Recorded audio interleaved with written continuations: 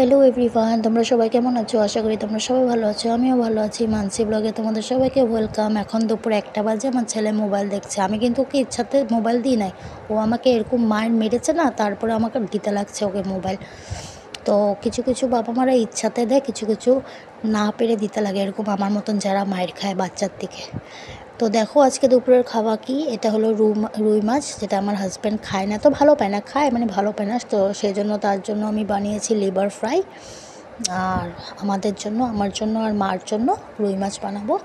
তো রুই মাছের মশলাটা আমি বসিয়ে দিয়েছি, হচ্ছে, তারপরে মাছটা দিব। আর এখানে দেখো উচ্ছে আলু ভাজি করেছি, আর এখানে শাক বানিয়েছি নারকেল দিয়ে, মূলা শাক।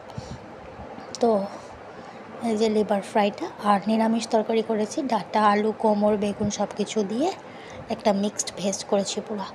এই যে আইটেমটা বেশি হলে না খাওয়া যায় না, তবুও একটা একটা করতে করতে আজকে অনেক কয়টা করে ফেলেছি।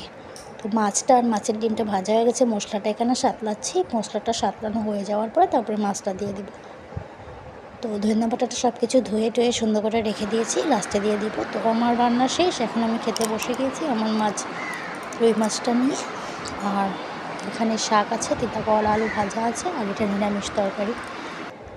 তো চলো, যদি আমার ব্লগটা ভালো লাগে তাহলে প্লিজ লাইক করবে, সাবস্ক্রাইব করবে। Tata, bye bye.